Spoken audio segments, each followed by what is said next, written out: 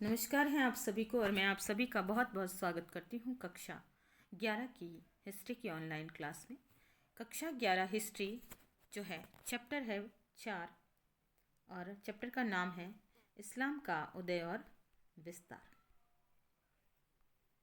का उदय और विस्तार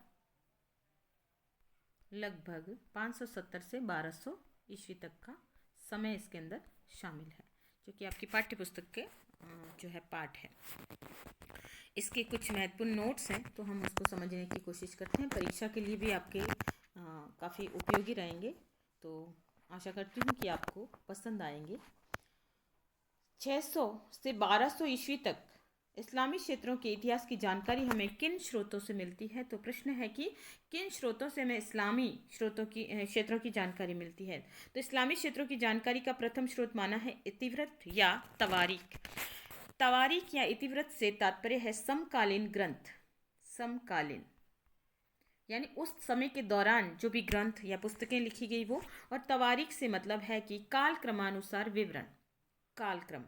कालक्रम के अनुसार जो विवरण है वो हमें जो ज्ञान कराता है कि कैसे किन किन राजवंशों का उदय हुआ, कैसे इस्लाम का उदय है वो पैगंबर मोहम्मद के समय हुआ, उसकी स्थापना हुई, उसके बाद अन्य खलीफा आए और उन्होंने इस्लाम को आगे बढ़ाया, और फिर कई प्रकार के जो है ग्रंथ साहित्य जो लिखा गया, जो कि समकालीन इतिवृत्त यानी समकालीन या तवारीख यानी कालक्रमानुसार जो विवरण हमें मिलता है वो इतिवृत्त या तवारीख कहलाता है। फिर दूसरा है अर्ध ऐतिहासिक कृतियाँ, जैसे जीवन चरित्र और पैगंबर के कथन और कृत्यों के अभिलेख और कुरान की टीकाएं।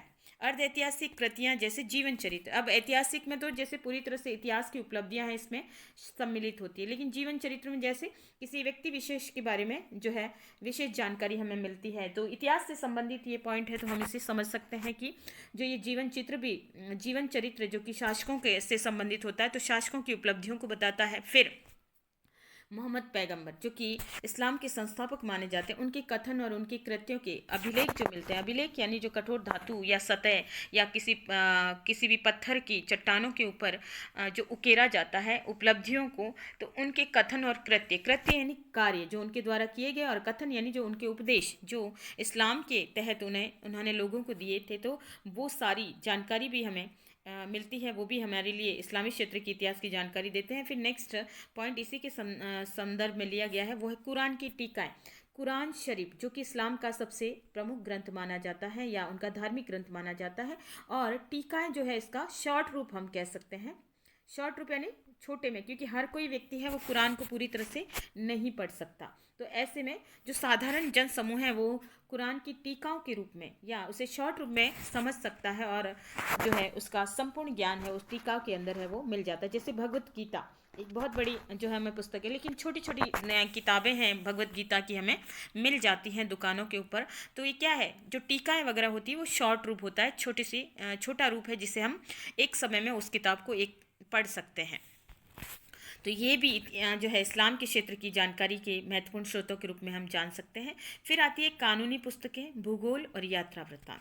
कानूनी पुस्तकें जो उस समय की विधि विधान जो चले होंगे शासकों के समय में, और जो नए नए कानून जो कि इस्लामी क्षेत्र के अंतर्गत लागू किए होंगे, तो वो पुस्तकें भी हमारे लिए उपयोगी है। फिर भूगोल यानी भूगोल से संबंधित जो भी पुस्तकें हों लिखी गई, तो वो कैसे कैसे कहाँ कहाँ इस्लामिक क्षेत्र है वो बसा हुआ था, या अरब से कैसे उदय हुआ, किस प्रकार से वो विश्व के विभिन्न देशों तक पहुँचा, ईरान, इराक, अफगानिस्तान, तो ये सारे क्षेत्र है, या फारस, मिस्र, यहाँ तक जो है इस्लाम है पहुँचा, ये जानकारी देते हैं। इसके अलावा यात्रा वृत्तांत, विभिन्न यात्री जो विदेशी थे और इस्लामिक साम्राज्य में आए, तो उन्होंने अपने यात्रा वृत्तांत के माध्यम से भी वर्णन है वो किया है। तो ये यात्रा वृत्तांत भी या पुस्तकें या भूगोल जो है, ये सारी चीज़ें भी हमें कहीं ना कहीं इस्लामिक स्रोतों की जानकारी देती है।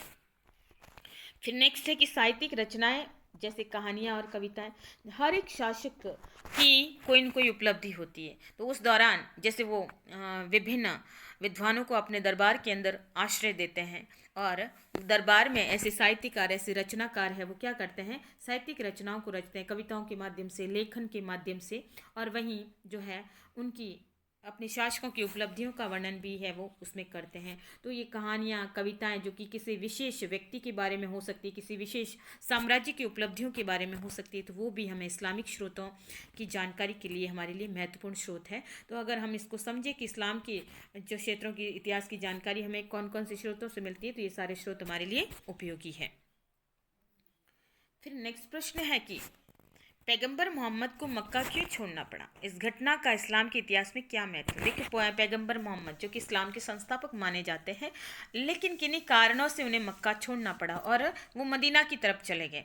लेकिन वो कारण कौन कौन से, वो कारण हम समझते हैं। पहला है कि मक्का छोड़ने का कारण था वहाँ के समृद्ध लोगों का विरोध, कि पैगंबर ने इस्लाम की स्थापना करनी चाहिए थी और वहाँ पे अरबी लोग थे उस समय। अरबी इस्लाम उस समय नहीं था। अरबी लोग थे जो कि बहुदेववादी धर्म को मानते थे। हमारी जो है वर्तमान इस्लाम को मानने वाले जैसे एक ही अल्लाह को मानते हैं, लेकिन जो अरबी लोग थे वो विभिन्न देवी देवताओं को मानते थे, उनकी पूजा करते थे। तो पैगंबर मोहम्मद ने जब अपनी राह, अपने अपने तरीके जब लोगों को बताए, तो उनको वहाँ के लोगों का सामना करना पड़ा, विरोध का सामना करना पड़ा और फिर उन्हें मक्का वहाँ से छोड़ने के लिए मजबूर होना पड़ा। फिर है, उन्हें देवी देवताओं का ठुकराया जाना अच्छा नहीं लगा। ये अरबी लोग जो बहुदेववादी थे, विभिन्न देवी देवताओं की पूजा वगैरह करते थे, और ऐसे में पैगंबर मोहम्मद ने जो काबा नामक जो स्थान है, जो मक्का मदीना के अंदर काबा एक ढांचा मिलता है जो कि घनाकार ढांचा होता है और वो इस्लाम की का प्रतीक माना जाता है। उस ढांचे के अंदर ये काबा नामक जो पवित्र स्थल होता था, उसके वहाँ पर बहुत सारी मूर्तियाँ वगैरह है वो रखी जाती थी। और चूंकि जो है पैगंबर मोहम्मद है वो कुरैश कबीले से संबंधित थे, और ये कुरैश कबीला उस समय मक्का का एक महत्वपूर्ण कबीला था जिसका जो धार्मिक स्थलों के ऊपर नियंत्रण था। और पैगंबर मोहम्मद ने जैसे संदेश मिला कि एक ही अल्लाह की उपासना करनी चाहिए, तो उन्होंने जो ये देवी देवता जो थे वहाँ घनाकार इस काबा नामक पवित्र स्थान पर उनकी मूर्तियों को उन्होंने हटवा दिया, जिसके कारण ये अरबी लोग हैं पैगंबर मोहम्मद से नाराज हो गए और उन्हें अपने देवी देवताओं का ठुकराया जाना अच्छा नहीं लगा। तो वो उन्होंने पैगंबर मोहम्मद की बात का विरोध किया। फिर 622 ईस्वी में पैगंबर द्वारा मक्का से मदीना की यात्रा को हिजरा कहा जाता है। देखिए प्रश्न है, ये आपका प्रश्न के अंदर प्रश्न है कि पैगंबर मोहम्मद का विरोध है, पैगंबर मोहम्मद को अरबी लोगों का विरोध है वो सहन करना पड़ा, और फिर पैगंबर मोहम्मद को 622 ईस्वी में मक्का छोड़कर मदीना जाना पड़ा। तो मक्का से मदीना की जो यात्रा है उसको हिजरा कहा जाता है। तो हिजरा क्या है, तो ये आपको याद रखना है। हिजरा जो है पैगंबर मोहम्मद की मक्का से मदीना तक की यात्रा को हिजरा कहा जाता है, और यहीं से हिजरी सन की शुरुआत मानी जाती है। हिजरी सन या हिजरी कैलेंडर जो कि आपके लिए उपयोगी होगा।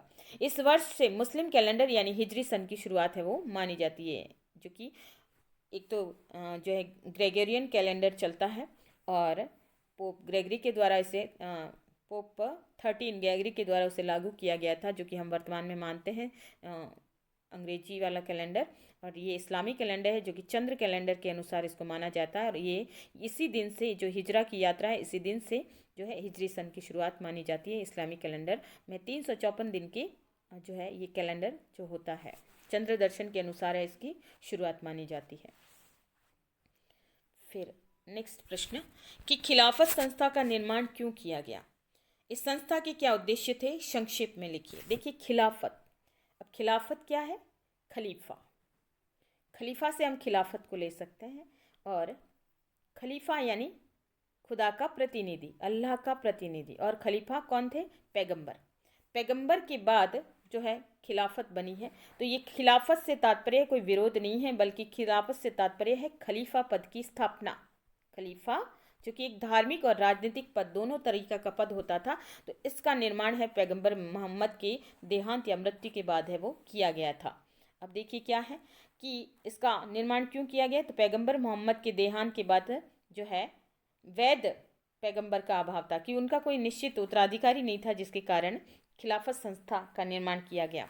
फिर है मुसलमानों में मतभेद को दूर करने के लिए खिलाफत संस्था का निर्माण किया गया। बहुत सारे मुसलमानों में, क्योंकि पैगंबर के बहुत सारे अनुयायी थे और कुछ लोग जो है पैगंबर के बताए गए नियमों के अनुसार या आचरण को कर तो रहे थे, लेकिन फिर भी बहुत सारे अनुयायियों में, जो शक्तिशाली अनुयायी थे, उसमें भी विरोध था। तो इन मतभेदों को दूर करने के लिए कि जो अनुयायी, जो उम्मा जो है चयन जिसका करेंगे, उसको खिलाफत या खलीफा के नाम से चुन लिया जाएगा। तीसरा, उम्मा यानी अनुयायी, जो पैगंबर के अनुयायी होते थे उन्हें उम्मा के नाम से जाना जाता था। फिर समुदाय के नेता को पैगंबर का प्रतिनिधि यानी खलीफा माना गया। पैगंबर यानी अल्लाह का दूत या जो है ईश्वर का दूत, और पैगंबर का प्रतिनिधि यानी पैगंबर मोहम्मद साहब की मृत्यु होगी, उसके बाद उनका प्रतिनिधि जो बनेगा वो खलीफा माना गया। और खलीफा यानी पैगंबर का प्रतिनिधि, उनके बराबर का दूसरा उत्तराधिकारी, उसे खलीफा माना गया। ये खलीफा सिर्फ धर्म गुरु ही नहीं होते थे, बल्कि राजनीतिक क्षेत्र में भी इनका वर्चस्व पूरी तरह से होता था। एक शासक की तरह ये कार्य करते थे। अब खिलाफत के उद्देश्य क्या थे, यानी जो खलीफा जो बनता था और जो ये खलीफा बनाया गया था, उसका उद्देश्य क्या होता था कि कबीलों पे नियंत्रण कायम करना। कबीले की ये अरब क्षेत्र के इलाके थे, वैसे भी अरब में क्या है, मरुस्थल है, और फिर इस्लामिक क्षेत्र, वहाँ पे बहुत सारे मरुस्थल थे, वहाँ पे अनेक प्रकार के कबीले रहा करते थे। तो जो शक्तिशाली कबीले होते थे उसमें से जैसे उनके उनके ऊपर नियंत्रण स्थापित करना, उनको कंट्रोल में रखना। तो जो खलीफा, जो शासक जो बनता था, राजनीतिक और धार्मिक रूप से उसका प्रभाव है वो होता था। तो ये जो छोटे छोटे जो कबीले बने होते थे उनके ऊपर नियंत्रण स्थापित करना। इसके अलावा राज्यों के लिए संसाधन जुटाना, जो कि इस्लामिक क्षेत्र के जो प्रदेश होते थे उसके लिए सुविधाओं के लिए प्रयास करना भी खलीफा का ही कार्य होता था। फिर प्रश्न है कि उमैयद वंश के अब्द अल मलिक जो कि खलीफा थे, अरब इस्लामी पहचान के विकास के लिए कौन कौन से कार्य किए, किन्हीं दो कार्यों का उल्लेख कीजिए। बहुत ही अच्छा प्रश्न है आपका। तो अब्द अल मलिक ने इस्लामी सिक्के चलाए जिस पर अरबी भाषा में लिखा गया था। अरबी भाषा का उपयोग है इसके अंदर किया गया था, अब्द अली के सिक्के, और ये सिक्के सोने के चलाए गए थे। जेरूसलम में डोम ऑफ रॉक है, वो भी अब्द अल मलिक के माध्यम से बनाए। ये भी एक इमारत है, वो बनाई गई थी, डोम ऑफ रॉक। तो ये भी अब्द अल मलिक की उपलब्धि मानी जाती है। फिर एक इस्लाम की मुख्य शिक्षाएं कौन कौन सी है उसके बारे में बताइए। इस्लाम, जो इस्लाम को मानते हैं, इस्लाम धर्म की प्रमुख शिक्षाएं या पैगंबर मोहम्मद के द्वारा जो शिक्षा बताई गई थी, उसमें बताया गया था कि पैगंबर मोहम्मद है वो खुदा का संदेशवाहक है। संदेशवाहक यानी खुदा का फरिश्ता है, आसमान से भेजा गया फरिश्ता। केवल अल्लाह की इबादत या आराधना की जानी चाहिए। उनके अनुसार कि जो इस्लाम को मानता है वो अल्लाह की आराधना करे। फिर दैनिक प्रार्थना, कि हर इस्लाम को मानने वाले को दिन में 5 बार प्रार्थना करनी चाहिए, अर्थात नमाज अदा करनी चाहिए। खैरात बांटना अर्थात दान देना। और फिर 5वीं है चोरी न करना। चोरी न करना यानी किसी भी प्रकार की चोरी न करना, चाहे जो है अधिक से अधिक लाभ कमाने के उद्देश्य के बारे में न सोचना जो है, या किसी को धन उधार देके उससे ब्याज नहीं लेना, ये सब चोरी के अंदर आता था। और अन्य किसी भी प्रकार का लाभ नहीं देखना, तो ये इस्लाम की प्रमुख शिक्षाओं के रूप में मानी जाती है। और अंतिम जो है इसी के शिक्षा के रूप में हम देखते हैं वो है, जीवन में हर मुसलमान को एक बार हज की यात्रा करना या मक्का की यात्रा करना, जो कि ये पवित्र धार्मिक स्थल है, मुसलमानों का माना जाता है। तो इस आधार पर प्रत्येक मुसलमान को जीवन के भले अंत समय में ही सही, लेकिन एक बार हज की यात्रा जरूर करनी चाहिए, अगर मुनासिब हो तो, नहीं तो ऐसा कुछ भी नहीं है, लेकिन फिर भी ये इस्लाम के नियम के अंतर्गत है। फिर है, पैगंबर मोहम्मद ने किस प्रकार अरब प्रदेश के बड़े भाग को अपने धर्म, समुदाय और राज्य में लाने में सफलता प्राप्त की। देखिए, पैगंबर मोहम्मद जो कि मक्का और मदीना, ये तो 2 क्षेत्र हैं, लेकिन बाद में इस्लामिक साम्राज्य काफ़ी बड़ा हो गया था। तो किस प्रकार से उन्होंने अपने धर्म, समुदाय और राज्य में लाने की सफलता प्राप्त की, इसका विवरण तो देखिए कि मदीना में राजनीतिक व्यवस्था की स्थापना करके अनुयायियों को सुरक्षा प्रदान की। जिन अनुयायियों ने मक्का से मदीना की यात्राओं के दौरान पैगंबर का साथ दिया था, उसमें पैगंबर ने अपना धर्म निभाया कि राजनीतिक व्यवस्था की स्थापना करके अपने जो उनके साथ जो अनुयायी उनके साथ खड़े थे उनकी सुरक्षा उन्होंने दी। दूसरा, आंतरिक लड़ाई का समाधान किया। मदीना के अंदर भी ऐसे छोटे छोटे कबीले थे जो आपस में लड़ रहे थे, गृहयुद्ध जैसी स्थितियाँ चल रही थी, तो उन्होंने उसको भी संभालने की कोशिश की। उम्मा को एक बड़े समुदाय में बदला। उम्मा जो थे पैगंबर के अनुयायी होते थे, उन्हें उम्मा कहा जाता था। अनुयायी यानी उनके आचरण को मानने वाले। उम्मा कहा जाता था और उम्मा को उन्होंने विशेष महत्व दिया और बड़े समुदाय के रूप में उन्हें जो है पहचान दिलाई। उपवास जैसे कर्मकांडों और नैतिक सिद्धांतों को बढ़ाकर और परिष्कृत करके धर्म को सुदृढ़ किया। उपवास, रमजान महीना पवित्र महीना माना जाता है इस्लाम का। रमजान में रोजे रखना, और ये उन्होंने जैसे इस्लाम के नियमों के अनुसार है, रोजों को मान्यता दी। नैतिक सिद्धांत यानी चरित्र को उन्नत बनाना और परिष्कृत करना। परिष्कृत यानी शुद्ध करना। परिष्कृत से तात्पर्य है कि जीवन को शुद्ध बनाना, शुद्ध चरित्र से जीवन का पालन करना। तो ये जब नियमों को उन्होंने बताया तो इस प्रकार से उन्होंने इस्लाम को सुदृढ़ करने की कोशिश है वो की है। फिर है आय के स्रोत, जिसमें कृषि, व्यापार, जकात यानी खैरात कर, जो कि दान के माध्यम से, सॉरी, जकात यानी जो दूसरे लोगों से लिया जाता था, खैरात के नाम से दूसरे धर्म के लोगों से लिया जाता था, सुरक्षा कर होता था एक तरह से। और पैगंबर मोहम्मद के प्रयासों के कारण मदीना उभरते इस्लाम राज्य की प्रशासनिक राजधानी और मक्का धार्मिक केंद्र है वो बन गया था। तो इस प्रकार से पैगंबर मोहम्मद ने एक बहुत बड़े अरब प्रदेश को धर्म समुदाय और के आधार पे एक क्षेत्र के रूप में लाने में उन्होंने सफलता प्राप्त की थी। अब्बासी राज्य की 9वीं शताब्दी में कमजोर होने के कारणों और परिणामों का उल्लेख कीजिए। अब्बासी, जो कि अब्बासी राजवंश आया था, पैगंबर के चाचा के वंशज माने गए हैं अब्बास। और अबू तालिब, यानी पैगंबर के चाचा का नाम अबू तालिब था और अबू तालिब के जो है उनको अब्बासी कहा गया। तो अब्बास भी कहा जाता था। तो उनके समय में क्या अब्बासी राज्य किन कारणों से कमजोर हुआ, तो उसके क्या परिणाम रहे, तो हम कारण और परिणाम जानते हैं। देखिए कि कारण में सेना और नौकरशाही में अरब समर्थक और ईरान समर्थक गुटों में झगड़ा हो गया। अब अरब समर्थक और ईरान समर्थक जो गुट था वो पूरी तरह से अब्बासियों के कंट्रोल वाला गुट था, और अरब समर्थक जो था वो अरबियों का समर्थकी गुट था। हालांकि दोनों ही जो है अब्बासी शासन के जो है स्तंभ माने जाते थे, लेकिन इन समर्थकों के आपस में गुट में ये मन मुटाव होने के कारण भी जो है इसकी कमजोरी है वो सामने आ गई। फिर यानी यहाँ पर नियंत्रण है वो स्थापित नहीं हो पाया। फिर है 810 ईस्वी में खलीफा, जिसका नाम था हारून अल रशीद, के पुत्र थे आमीन और मामून के समर्थकों के मध्य भी जो है गृह युद्ध छिड़ गया। तो दो लोग ही आपस में लड़ रहे हैं, खलीफा के पुत्र जो कि जो है उत्तराधिकारी के नाम पर आपस में लड़ रहे हैं। तो यहाँ पर भी इस्लाम है वो दो भागों में बढ़ता हुआ नजर आ रहा है। फिर है तुर्की गुलाम अधिकारी, जिसमें मामलुक या मामलुक कहा जाता था, यामलुक लिखा हुआ, मामलुक कर सकते हैं, द्वारा एक शक्ति गुट का निर्माण करना। यानी दूसरे उत्तराधिकारी है वो सामने आ रहे थे, तो इससे अब्बासी है वो कमजोर पड़ने लग गए थे। इसके परिणाम अगर हम देखें तो परिणाम ये रहा कि जो है कई नए छोटे छोटे राजवंश उत्पन्न हो गए, जिसमें ताहिरी, समानी और तुलिनी, ये राजवंश बाद में जिन्होंने इस्लामिक साम्राज्य को आगे बढ़ाया। अलग अलग क्षेत्रों में इनका उदय हुआ है। फिर है बुहावी नामक एक शिया वंश का उदय भी हुआ, और 945 ईस्वी में बगदाद पर जो है बुहावी जो है राजवंश आ गया, और इस प्रकार से अब्बासियों का जो है अब्बासी राजवंश है वो कमजोर पड़ गया। तो यहाँ पे एक शब्द आया शिया। शिया और सुन्नी, ये मुसलमानों की दो शाखाएं मानी जाती है, और दोनों ही इस्लाम की शाखाएं मानी जाती है, जिसमें जो है एक तो थे खलीफा बना था अबू बकर, और एक थे पैगंबर। तो पैगंबर के सीधे अनुयायी जो थे वो जो है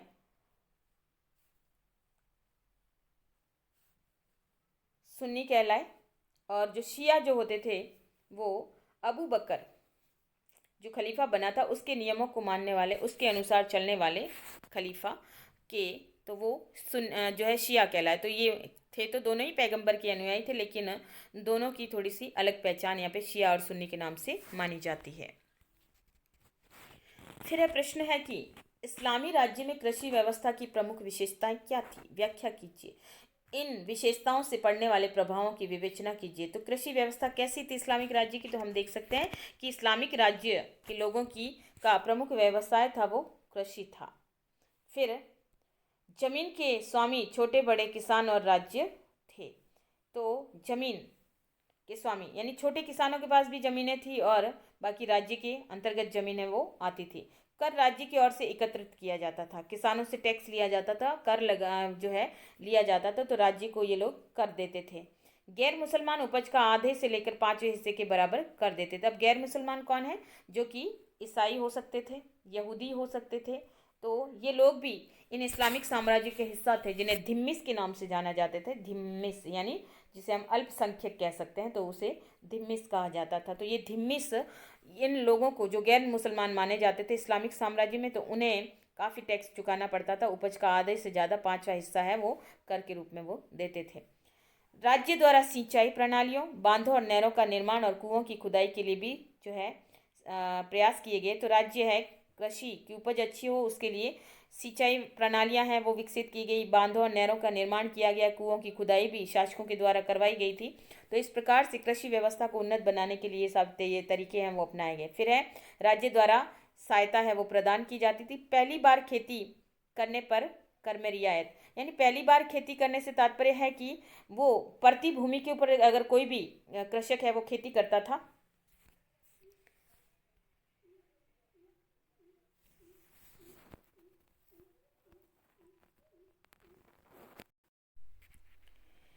प्रति भूमि यानी वो भूमि जो कि बिल्कुल जंगली भूमि होती थी और उसको साफ करवाया जाता था खलीफा के आदेशानुसार। जो किसान है उस प्रति भूमि यानी जो छोड़ी हुई भूमि या जो साफ या जंगली भूमि होती थी उसको साफ करने के बाद वो लोग खेती करते थे, तो उसको कर में काफ़ी रियायत दी जाती थी, क्योंकि उनको उस भूमि को साफ करने में काफ़ी लंबा वक्त लगता था। तो इस प्रकार से उन्होंने कई कृषि से संबंधित है वो सुविधाएं हैं वो लोगों को देने का प्रयास किया, रियायतें देने का प्रयास है वो किया। रियायतों से तात्पर्य है छूट। इसके प्रभाव क्या पड़े? कि ये प्रभाव ये पड़ा कि खेती योग्य भूमि में वृद्धि हुई, कि जो रियायत मिलती थी उससे लोगों ने कृषि को अपनाया और खेती योग्य भूमि है वो साफ सुथरी ज़्यादा हो गई और लोगों ने जंगलों को साफ किया। फिर है, उत्पादकता में वृद्धि हुई। सभी जब खेती करेंगे तो क्या होगा? उन्नत किस्म की फसलें भी बोएंगे और फिर उत्पादन भी अधिक होगा। फिर है, कई नई फसलें जैसी कपास, संतरा, केला, तरबूज, पालक और बैंगन की खेती भी शुरू की गई इस्लामिक राज्यों में और यूरोप को इसका निर्यात किया गया। तो नए नए जो है खेती के तरीके अपनाए गए और कई प्रकार की नई फसलों को बोया गया। तो इससे भी उनके आय में वृद्धि जो है वो हुई थी। फिर है, मध्यकालीन इस्लामी समाज पर यूनानी दर्शन और विज्ञान के प्रभाव को बताइए या उल्लेख कीजिए। मध्यकालीन इस्लामी समाज यानी कि उसके ऊपर यूनानी दर्शन और विज्ञान का क्या प्रभाव पड़ा? तो पहला कि उमैयद और अब्बासी खलीफा ने ईसाई विद्वानों से यूनानी और सीरियाक भाषा की पुस्तकों का अनुवाद करवाया और उन पुस्तकों को उन्होंने जाना, यूनानी दर्शन और विज्ञान को, और फिर उन्होंने अपनाया ताकि हर व्यक्ति है वो उन पुस्तकों को पढ़े और जो है विज्ञान और दर्शन के ज्ञान को समझ सके। दूसरा, ईश्वर और विश्व की एक वैकल्पिक कल्पना का विकास किया गया कि ईश्वर है और विश्व को चलाता है वो कौन है? परमात्मा है, वो चलाता है। तो एक ऐसी कल्पना का निर्माण है वो भी किया गया। सिकंदरिया, सीरिया और मेसोपोटामिया यूनानी दर्शन, गणित और चिकित्सा की शिक्षा के केंद्र थे या शिक्षा दी जाती, चिकित्सा की शिक्षा है यहाँ पर दी जाती थी। तो इस प्रकार से ये शहर थे, इस्लामिक शहर, जिसमें मेसोपोटामिया, सिकंदरिया और सीरिया, तो ये यहाँ पर ये सारी है यूनानी दर्शन और विज्ञान की शिक्षा यहाँ के लोगों को दी जाती थी। अल मामून के शासनकाल में बगदाद में पुस्तकालय व विज्ञान संस्थान की को सहायता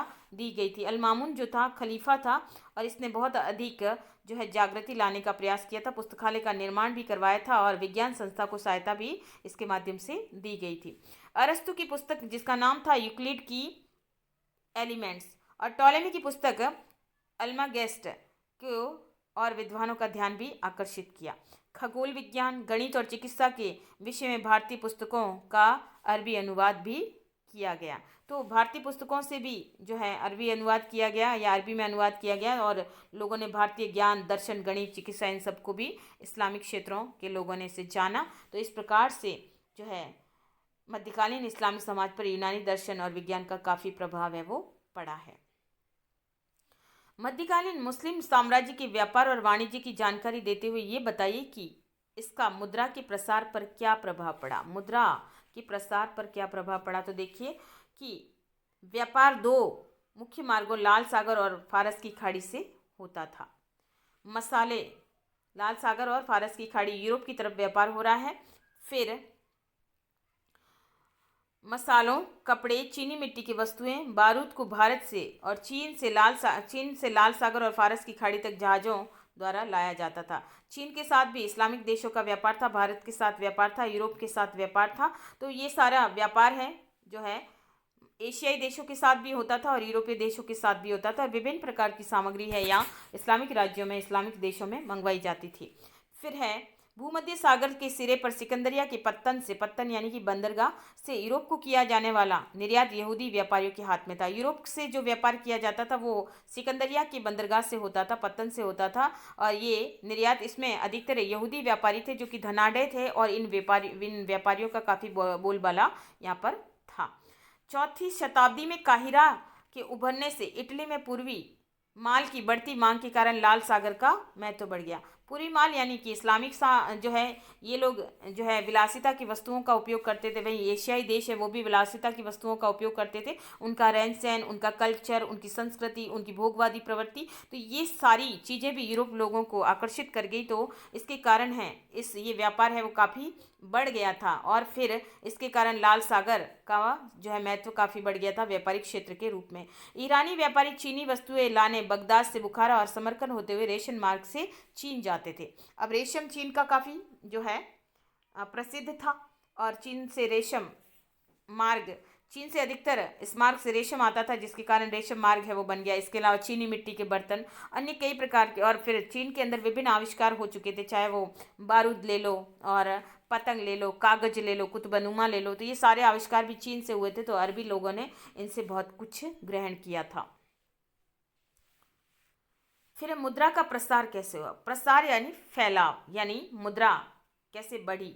तो इसमें है कि राजकोषीय प्रणाली और बाजार के लेन देन से मुद्रा का प्रसार है वो बढ़ गया। बाजार का लेन देन यानी व्यापार वाणिज्य जब उन्नत होगा तो चीज़ों का वस्तु विनिमय, वस्तुओं का आदान प्रदान होगा, और जब आदान प्रदान होगा तो मुद्रा की आवश्यकता होगी। तो इसके तहत जो है मुद्रा का प्रसार बढ़ा, यानी मुद्रा का महत्व बढ़ा। सोने, चांदी और तांबे के सिक्कों की बड़ी संख्या, ये सिक्के हैं वो बड़ी संख्या में बनाए जाने लगे। सोने के सिक्के ढलने लगे, चांदी के सिक्के ढलने लगे, तांबे के सिक्के ढलने लगे, और ये व्यापारिक उद्देश्य में इनका महत्व है वो बढ़ गया था।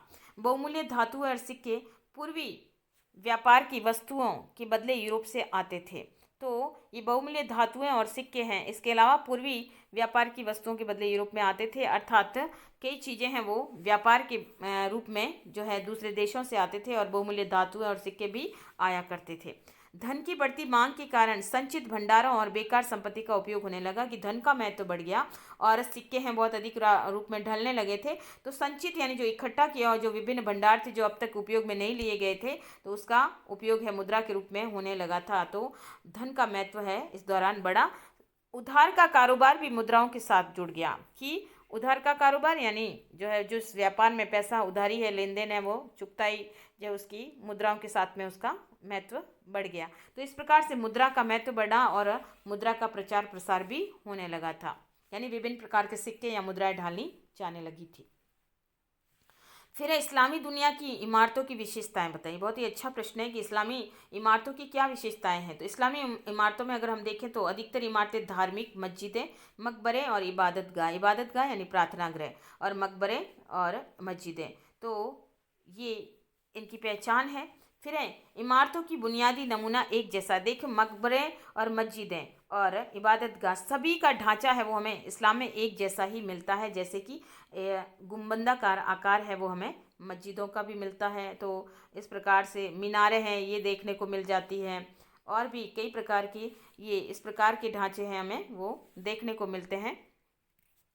तो बुनियादी ढांचा यानी बुनियादी नमूना लगभग सबका एक जैसा ही होता है, चाहे वो मस्जिदें हों, चाहे मकबरा हो, चाहे वो इबादतगाह हो। इस्लामी इमारतें इस्लामी आध्यात्मिक और व्यवहारिक ज़रूरतें पूरा करती है कि धर्म से इनका महत्व माना जाता है या धर्म से रिलेटेड ये इमारतें होती थी जिसमें व्यक्ति को धर्म के बारे में ज्ञान है या व्यवहारिक ज़रूरतें पूरी किया करते थे या जानकारी मिलती थी। सभी में मेहराबें, गुंबद, मीनारे, खुले शैन, खम्भों के सारे वाली छतें मौजूद थी। इसमें जो इमारतों की विशेषता थी कि मेहराबें यानी जो इस प्रकार की जो डिज़ाइन होती है तो उसको मेहराबें कहा जाता है।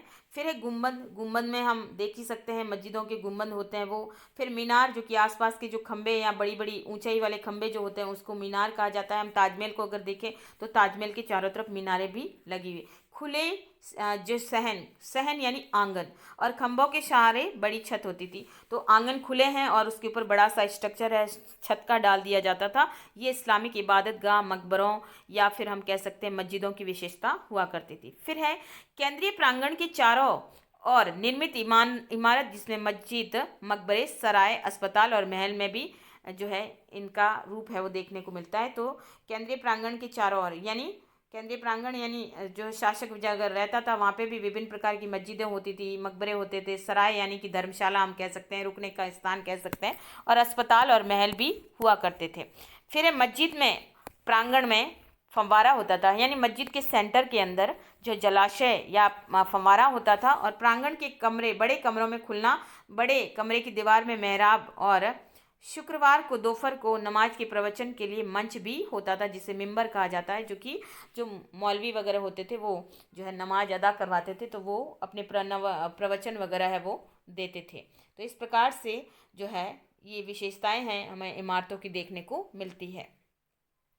फिर है कि इस्लामी मध्यकालीन इस्लामी जगत में शहरीकरण की प्रमुख विशेषताएं क्या थी, इसके बारे में बताइए। तो शहरीकरण की प्रमुख विशेषताओं में ये था कि खेतों की खुशहाली एवं राजनीतिक स्थिरता, ये सबसे ज़्यादा हमें देखने को मिलती है इस्लाम के तहत, कि खेतों की खुशहाली यानी अच्छी फसलें होती थी, राजनीतिक स्थिरता का दौर था, खलीफाई शासन काफ़ी लंबे समय तक चला है, इस्लाम का शासन लंबे समय तक चला। फिर है जब खुशहाली होगी और राजनीतिक स्थिरता का दौर होगा तो क्या होगा, जो है शहरों की तादाद में वृद्धि होगी, यानी जनसंख्या शहर की तरफ जाएगी और शहर है वो बढ़ेंगे। फिर जनसंख्या में वृद्धि होगी और सुखवादी तरीका या सुख भोग जहाँ दिखाई देगा वहाँ पे जनसंख्या में वृद्धि भी होगी। शहरों में अधिक और सांस्कृतिक शक्ति का, आर्थिक और सांस्कृतिक शक्ति का प्रसार, यानी शहर वो जल्दी ही विकसित होने लगे और विभिन्न प्रकार की संस्कृतियों के आदान प्रदान है वो शहरों के अंदर देखने को मिलता है। शहरों के नक्शों में समानता का अभाव है। शहर छोटे बड़े सभी प्रकार के हुआ करते थे, कोई शहर विशेष बड़े होते थे जैसे सिकंदरिया, सीरिया, तो ये बड़े शहर होते थे, मेसोपोटामिया वगैरह, और बाकी छोटे शहर भी होते थे, तो वो अलग अलग शहरों के आधार पे होता था कि नक्शे एक जैसे नहीं होते थे। विनिमय के दायरे का विस्तार, विनिमय यानी आयात निर्यात कह सकते हैं, वस्तु विनिमय हो सकता है। तो जब आबादी बढ़ेगी, लोग रहेंगे तो बाजार भी बढ़ेंगे, और बाजार होगा तो जो है लेन देन भी बढ़ेगा। भारत और यूरोप के समुद्री व्यापार पर एकाधिकार भी किसका बढ़ गया, इस्लाम के जो देशों का व्यापार है वो बहुत ज़्यादा फल फूल गया था। तो इस प्रकार से जो है ये शहरीकरण की प्रमुख विशेषताएं इस्लामिक राज्य के दौरान हमें देखने को मिलती है। फिर नेक्स्ट पॉइंट है राजकोषीय प्रणाली। देखिए, राजकोषीय प्रणाली से तात्पर्य होता था वित्त का प्रबंधन। वित्त प्रबंधन से संबंधित ये होता था, वित्त यानी पैसा, अर्थव्यवस्था जिससे संबंधित कह सकते हैं। तो व्यापारी वगैरह जो होते थे वो वित्त का प्रबंधन के माध्यम से उनको तो फैसिलिटीज़ मिलती थी, जैसे सरकार है उन्हें टैक्स की दरों में रियायत वगैरह देती थी। तो इस प्रकार से राजकोषीय प्रणाली व्यवस्था थी। फिर अदायगी और व्यापार व्यवस्था के बेहतर तरीके हैं वो भी इस्लामिक क्षेत्र के दौरान अपनाए गए थे। व्यापारियों को कुछ सुविधाएँ वगैरह दी गई थी, व्यापार के अच्छे तरीके हैं वो अपनाए गए थे। अदायगी यानी लेन देन के लिए भी व्यवस्थाएँ हुआ करती थी। फिर वाणिज्यिक पत्रों का व्यापक उपयोग। वाणिज्यिक पत्र जिसे हम कह सकते हैं कमर्शियल पेपर या पत्र, तो उसके अंतर्गत क्या होता था कि इस वाणिज्यिक पत्रों के अंदर एक ये गारंटी रहित होता था। हालांकि जैसे हम स्टाम्प वगैरह होते हैं और जैसे दस्तावेज के तौर पे उसका उपयोग होता था, और लेकिन इसकी कोई गारंटी नहीं होती थी। तो किसी चीज़ को यानी गिरवी रखने की ज़रूरत है इसके अंदर नहीं पड़ती, तो ये भी या इसका भी उस समय उपयोग है वो होता था। लिखित दस्तावेज के रूप में इसका कार्य है वो होता था इस्लामिक क्षेत्र के अंतर्गत व्यापार वाणिज्य के दौरान। फिर प्रश्न है कि इस्लामी वास्तुकला और रोमन वास्तुकला का तुलनात्मक वर्णन कीजिए कि क्या फ़र्क है दोनों के मध्य। तो इस्लामी वास्तुकला में देखें तो धार्मिक इमारतें दुनिया की सबसे बड़ी प्रतीक होती थी। तो धार्मिक इमारतें जो कि बड़ी बड़ी इमारतें हैं वो इस्लाम से संबंधित क्षेत्रों में देशों में बनाई गई हैं, तो ये इस्लाम की काफ़ी बड़ी इमारतें हैं। फिर है स्पेन से मध्य एशिया तक फैली मस्जिदें, इबादत गाह और मकबरे, ये भी इस्लाम की पहचान है वो मैं बताती है। इमारतें मुसलमानों की आध्यात्मिक और व्यवहारिक आवश्यकताओं को अभिव्यक्त करती थी। आध्यात्मिक यानी धर्म से रिलेटेड है, और व्यवहारिक आवश्यकताओं के माध्यम से तात्पर्य है कि जब ये लोग हैं एक स्थान से दूसरे स्थान भी होते थे, लेकिन इन इमारतों की तरफ जाते थे तो संस्कृतियों का आदान प्रदान बढ़ता था, क्योंकि इस्लाम सिर्फ एक देश में फैला हुआ नहीं था, लेकिन विभिन्न देशों में इस्लाम मौजूद था। और ये धार्मिक स्थान ऐसे होते थे जहाँ व्यक्ति है वो धर्म के उद्देश्य से, प्रार्थना के उद्देश्य से यहाँ जाते थे। तो व्यवहारिक आवश्यकताएं भी यहाँ पर मौजूद होती थी, यानी कहने का मतलब व्यक्ति बहुत कुछ सीखता था यहाँ पर अनेक लोगों से मिलकर। इस्लाम की पहल शताब्दी में पहली शताब्दी में मस्जिद ने एक विशिष्ट वास्तुशिल्पीय स्वरूप है वो जो है प्राप्त कर लिया था, यानी मस्जिदों के तरीके, उनकी एक पहचान बन गई कि मस्जिद कैसी होगी। तो उसका आकार है कुछ इस प्रकार से मस्जिद का बनाया जाना, तो ये एक इस्लाम की पहचान है वो गुम्बद के रूप में बन गई थी। नखलिस्तानों में मरुस्थली महल भी बनाए गए। नखलिस्तान से मतलब होते हैं वो यानी मरुभूमि के अंतर्गत जो मरुस्थलीय इलाके हैं उसके अंतर्गत जो हरे भरे प्रदेश होते थे उनको नखलिस्तान है वो कहते थे, यानी हरे भरे प्रदेशों को नखलिस्तान कहा जाता था। और ऐसे में वहाँ पर मरु महल बनाए जाते थे, मरुस्थलीय महल यानी वो हरे भरे क्षेत्रों के अंदर, जैसे बाग बगीचों के अंदर जैसे वो हमें मरुस्थल में सुकून देते हैं, तो ऐसे शासकों के माध्यम से ऐसे महल भी नखलिस्तानों के अंदर बनाए गए थे। फिर है महलों का निर्माण रोमन और शशानी वास्तुशिल्पीय के तर्ज पर बनाया गया, कि रोमन शैली को इसके अंदर अपनाया गया था, और शशानी जो कि एक वंश था, इस्लाम का ही था, और ये साम्राज्य एक बहुत बड़ा विशाल साम्राज्य था, शशानी राजवंश था। तो इन्होंने जो है इस्लाम की लोगों ने रोमन वास्तुकला को भी अपनाया, शशानी वास्तुकला को भी अपनाया। फिर अब्बासियों द्वारा समारा पानी के बीच एक नए शाही नहर का निर्माण है वो करवाया था। फिर मीनार नए धर्म के अस्तित्व के रूप में, यानी इस्लाम की पहचान में बाकी विभिन्न प्रकार की जो है इमारतें बनी, लेकिन मीनार जो कि इस्लाम से संबंधित है, मीनारें की हर मस्जिद या मकबरे के चारों तरफ है ऐसी बड़ी बड़ी आकार के स्तंभ बनाए जाते थे, उनको मीनारों का नाम है वो दिया गया। सार्वजनिक स्नान गृह रोम के शहरी जीवन की विशेषताएं हैं। तो सार्वजनिक स्नान गृह जिसे हमाम के नाम से, गुसल खाने के नाम से जाना जाता है, तो ये रोम की सभ्यता से लिया गया जो तरीका था। फिर रोम के इंजीनियरों द्वारा 3 महाद्वीपों के पार पानी ले जाने के लिए विशाल जल सेतुओं का निर्माण भी करवाया। जल सेतु यानी विभिन्न प्रकार के जो है बांधों का निर्माण भी करवाया गया। तो ये वास्तुकला के विभिन्न तरीके हम देख सकते हैं, चेंजेज हम देख सकते हैं।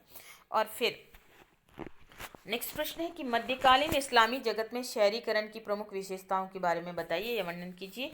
तो पहला है कि इस दौरान शहरों की संख्या है वो तेजी से बढ़ने लगी थी, यानी वृद्धि होने लगी थी।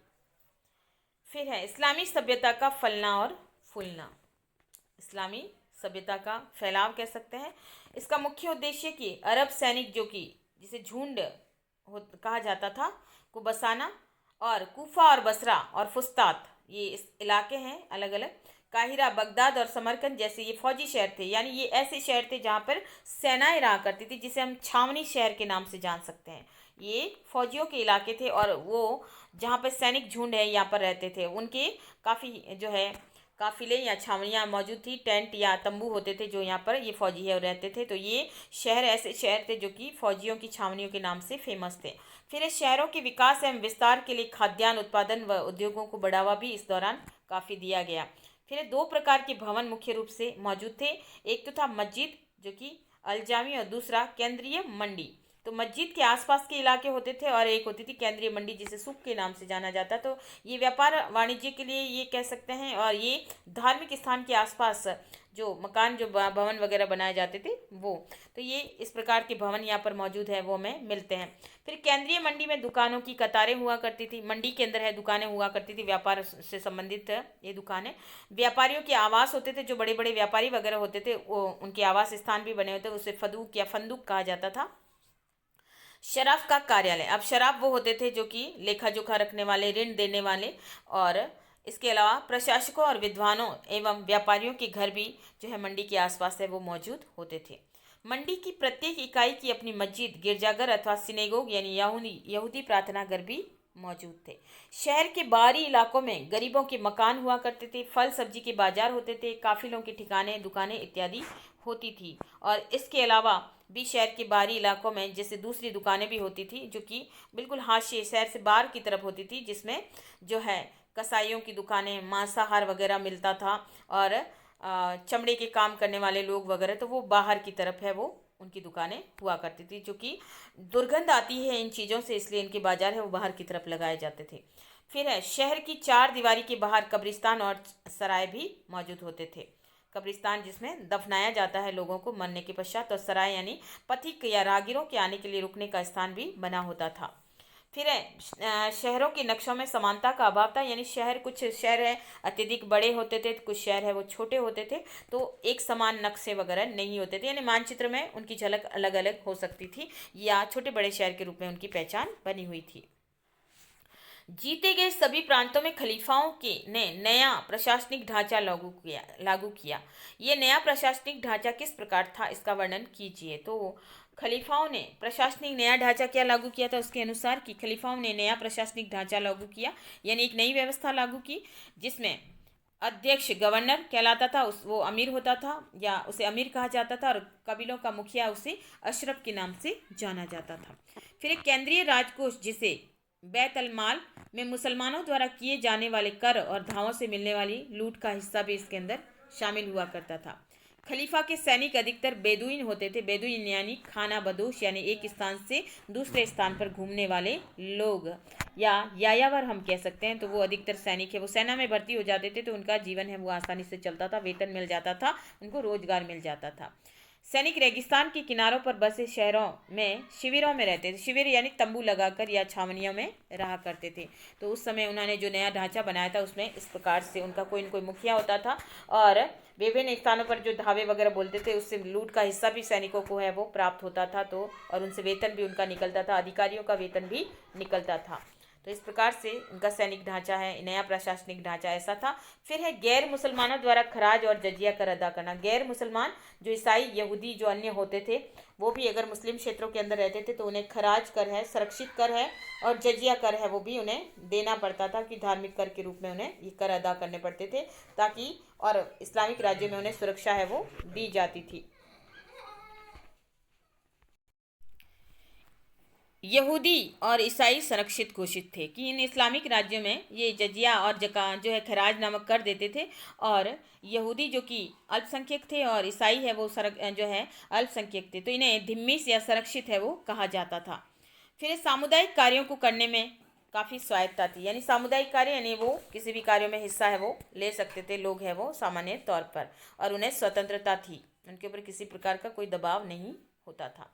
उमैयद राज्य अब एक साम्राज्यिक शक्ति बन चुका था। उमैयद राजवंश की बात हो रही है, जो कि इस्लामिक राजवंश था, और उसने काफ़ी लंबा चौड़ा साम्राज्य स्थापित किया था। अब वह सीधे इस्लाम पर आधारित नहीं था, उसमें परिवर्तन आ गया था। इस कथन की पुष्टि कीजिए। देखिए, पहला उमैयद खलीफा जो था वो कौन था? मुआविया। मुआविया और उमैयद खलीफा द्वारा दमिश्क को इन्होंने अपनी राजधानी है वो बनाया था। बाइजेंटाइन साम्राज्य का दरबार रस्मों और प्रशासनिक संस्थाओं को उन्होंने अपनाया था। बाइजेंटाइन साम्राज्य से जो है बहुत कुछ सीखा था इस्लामिक शक्ति या साम्राज्य ने, और उन्होंने जो बाइजेंटाइन साम्राज्य अर्थात कि यूनानी साम्राज्य से हम ले सकते हैं बाइजेंटाइन, तो ये यूनानी साम्राज्य जो कि अपने समय का सबसे महान साम्राज्य कह सकते हैं, रोमन साम्राज्य, यूनानी साम्राज्य महान साम्राज्य का माने जाते हैं। तो इन इस्लामिक देशों ने या इस्लामिक खलीफाओं ने इन साम्राज्य की जो दरबारी रस्में थी, उनके तरीके थे, उनकी प्रशासनिक ढांचा था, उनको भी उन्होंने अपनाया। फिर है वंशगत उत्तराधिकार की परंपरा उन्होंने प्रारंभ की। वंशगत उत्तराधिकार यानी कि उससे पहले खलीफाई शासन था और खलीफा को उम्मा के द्वारा चुना जाता था, लेकिन अब जो है उमैयद शासनकाल के दौरान की जो है राजा का पुत्र है वो शासक बनेगा, उसका ज्येष्ठ पुत्र, उसके बाद उसका पुत्र, उसके बाद उसका पुत्र, यानी क्रमानुसार निर्धारित कर दिया कि स्टेप बाय स्टेप कौन शासक बनेगा। तो इसका प्रारंभ है वो उमैयद काल के दौरान हुआ। फिर शासन कला में निपुण, प्रशासन में ईसाई सलाहकार, जरतुस्त लिपिक और अधिकारी शामिल थे, कि जो कहने को तो इस्लामिक राज्य था, लेकिन इन्होंने विभिन्न विद्वानों को अपने यहाँ शरण दी, विभिन्न विद्वानों को आश्रय दिया। प्रशासनिक इकाई में भी अगर वो ईसाई व्यक्ति है लेकिन अगर उसके अंदर विभिन्न योग्यता है तो उसको भी उन्होंने भर्ती किया। जरतुस्त यानी जो पारसी धर्म को मानने वाले हैं उनको लिपिकों के तौर पर उनकी भर्ती की, जो कि काफ़ी योग्य होते थे, और अधिकारियों के तौर पर यहूदियों वगैरह को भी उन्होंने शामिल किया था। अरबी सामाजिक पहचान बनाए रखना और अरबी प्रशासन की भाषा को बनाए रखना, यानी उन्होंने अरबी प्रदेश सामाजिक यानी रहन सहन खान पान तो अरबी प्रदेशों के अनुकूल रखा, और प्रशासन की भाषा को भी उन्होंने अरबी को ही रखा, लेकिन जो नवीन चीज़ें थी वो उन्होंने अपनाया और उसे अपनी एक अलग पहचान है वो उन्होंने दी। इस्लामिक सिक्के जारी किए, इस्लाम से संबंधित सिक्के हैं, और सिक्कों के ऊपर है वो जो है अरब के अंदर, अरबी भाषा के अंदर कुरान की आयतें वगैरह छपवाना, ये सब उसके अंदर लागू की गई। फिर सलीब और अग्निवेदी के चिन्ह बने, सोने के दीनार और चांदी के दिरहम सिक्के भी उन्होंने सिक्के बंद करना कि अग्निवेदी और सलीब, ये इस प्रकार के जो वेदी यानी जो अग्नि से वेदिका जो होती है जिसमें हम हवन या यज्ञ की आहुति देते हैं वो, तो ऐसे सिक्के हैं, या सोने के दिनार जो कि मुद्राएं हैं और चांदी के दिरहम ये भी मुद्रा का ही नाम है, तो ये सिक्के बाद में उन्होंने बंद कर दिए। उमैयद शासनकाल के दौरान ये बंद हो गए थे। तो इस प्रकार से हमने ये जाना, या कह सकते हैं इस्लाम का उदय और विस्तार से संबंधित कुछ महत्वपूर्ण नोट्स थे जो आपके लिए उपयोगी रहेंगे। धन्यवाद।